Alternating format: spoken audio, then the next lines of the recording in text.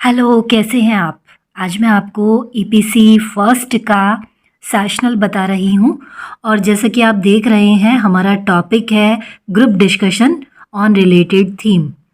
Group discussion यानी कि समूह परिचर्चा। ये हमारा इंडेक्स है और इंडेक्स में जैसा आप देख रहे हैं इसमें लिखा हुआ है समूह परिचर्चा का अर्थ, समूह परिचर्चा की परिभाषा, प्रकृति, उद्देश्य, विशेषताएं, विचार विमर्श के लाभ और समूह विचार विमर्श की सीमाएं और समूह विचार विमर्श के विषय, समूह परिचर्चा रिपोर्ट तैयार करना, निष्कर्ष और संदर्भ पुस्तकें। तो इस प्रकार से आप ये पूरा लिख लेंगे। यहाँ हमने हेडिंग लिखी है समूह परिचर्चा। आगे हम लिख रहे हैं समूह परिचर्चा में 2 या 2 से अधिक अध्यापक किसी कक्षा को साथ साथ पढ़ाते हैं।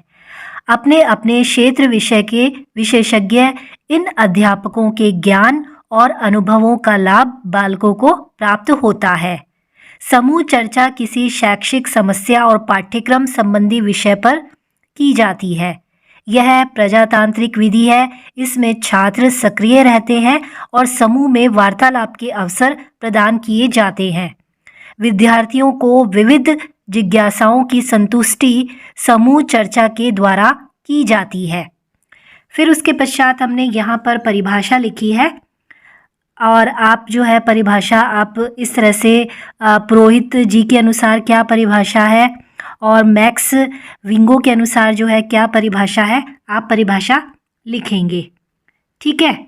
अब हम यहाँ पर समूह वार्तालाप की प्रकृति जो है वो नेचर क्या है वो बता रहे हैं कि समूह परिचर्चा में बालक अधिक सक्रिय रहते हैं। अध्यापक उनको आवश्यकता अनुसार निर्देशन जो है वो देता है।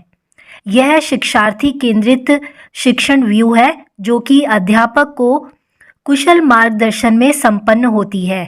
समूह पद्धति के अंतर्गत सीखने वाले को विभिन्न समूह में विभाजित कर दिया जाता है। इससे अधिगमकर्ता अपने स्तर पर समान योग्यता और आयु वर्ग के समूह परस्पर स्वतंत्र रूप से चर्चा करते हैं, समस्याओं का निवारण करते हैं, पाठ्य वस्तु संबंधी तथ्यों, सिद्धांतों, नियमों पर आधारित अधिगम करते हैं। स्वतंत्र रूप से विचार विमर्श होने के कारण सभी को अपने भावों और विचारों को अभिव्यक्त करने का मौका मिलता है। इस शिक्षण प्रक्रिया का उद्देश्य है छात्रों को अपनी समस्याओं को स्वयं हल करने के लिए प्रोत्साहित करना और अपने कार्य को सही दिशा प्रदान करना। फिर उसके पश्चात आप देख रहे हैं हमने समूह परिचर्चा के उद्देश्य लिखे हैं।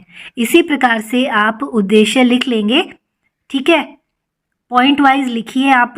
ये सारे उद्देश्य ये यहाँ पर दिए हैं। इस तरह से ये उद्देश्य हो जाएंगे।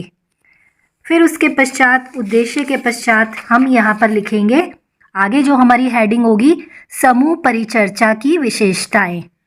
ये हमने विशेषताएं लिख ली हैं। जैसे कि आप देख रहे हो, समूह शिक्षण में बालकों में विषय वस्तु के प्रति अनुकूल अभिवृत्ति पैदा करने का प्रयास किया जाता है।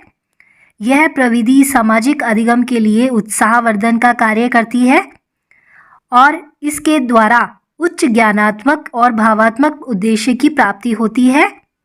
फिर हमारा फोर्थ है, इसमें समस्या समाधान की क्षमताओं और प्रकृति का विकास होता है। यह समस्या से संबंधित रुचि एवं उपयुक्त दृष्टिकोण का निर्वहन करती है।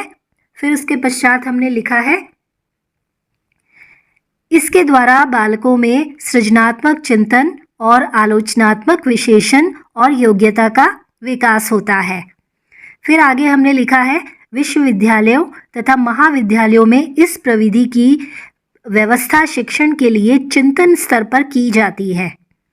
फिर उसके पश्चात हमने लिखा है यह समस्या के स्वरूप को समझने तथा उनका समाधान कैसे करना है के प्रति दृष्टिकोण का विकास करती है। ठीक है, तो इस प्रकार से आप ये विशेषताएं पॉइंट वाइज आप लिखेंगे। आगे जो है नवा जो पॉइंट है वो है बालक के परस्पर संबंध का प्रभाव उसके सीखने की प्रक्रिया पर पड़ता है।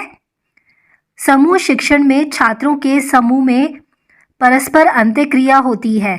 ये अंतःक्रिया एक दूसरे को प्रभावित करते हुए उपयोगी प्रेरणा देती है। समूह शिक्षण में विद्यार्थियों की पाठ्यक्रम संबंधी कठिनाइयों का समाधान बहुत ही सरलता से हो जाता है, क्योंकि उन्हें दूर करने के लिए कई अध्यापक उपस्थित होते हैं। अब हमारी विशेषताएं जो हमने पॉइंट वाइज लिख ली है, उसके बाद अब हमारी हेडिंग होगी समूह परिचर्चा या समूह विचार विमर्श के लाभ। लाभ क्या है? तो जो ये लाभ है वो हमने यहाँ लिखे हैं कि इससे जो छात्र है वो ध्यानपूर्वक विषय वस्तु पर चर्चा कर पाता है, अध्यापकों में आपसी सहयोग भी बना रहेगा और अध्यापक और जो विद्यार्थी है उनमें सौहार्दपूर्ण व्यवहार बनेगा आपस में, उच्च कोटि का ज्ञान प्राप्त होगा और आत्म अभिव्यक्ति में की क्षमता का विकास होगा। विद्यार्थियों को संगठित ज्ञान प्राप्त होता है और छात्रों में समाधान की योग्यता का विकास होता है। उच्च स्तर पर कम समय में अधिकाधिक ज्ञान प्रदान करने की उत्तम विधि है और सृजनात्मक चिंतन का विकास और विभिन्न दृष्टिकोण की जानकारी होती है। तो इस तरह से हम ये यहाँ पर जो समूह विचार विमर्श है उसके हम लाभ बताएंगे। फिर अब हमने यहाँ पर बताया है कि समूह विचार विमर्श की सीमाएं क्या हैं, लिमिटेशंस क्या हैं। तो लिमिटेशंस में हम ये बताएंगे कि जो अध्यापक है उनमें उत्तरदायित्व की जो भावना है उसका अभाव हो सकता है, क्योंकि बहुत सारे टीचर्स रहेंगे। अब अगर यदि एक टीचर होता है और बहुत सारे स्टूडेंट्स होते हैं तो टीचर रिस्पॉन्सिबल होता है। अब जब बहुत सारे टीचर होते हैं तब रिस्पॉन्सिबिलिटी किसकी होगी ये कुछ पता नहीं होता। फिर है कि समूह में उपस्थित विद्यार्थियों की सूची में भेद हो सकता है और वे समान रूप से समूह शिक्षण से लाभान्वित भी हो सकता है कि ना हो पाए। फिर कई अवरोधी तत्व कार्य कर सकते हैं, जैसे ईर्ष्या है, प्रतिस्पर्धा है, उदासीनता इत्यादि, क्योंकि जब बहुत सारे समूह जब इकट्ठा हो जाता है तब इस तरीके की भावना का उत्पन्न होना स्वाभाविक है।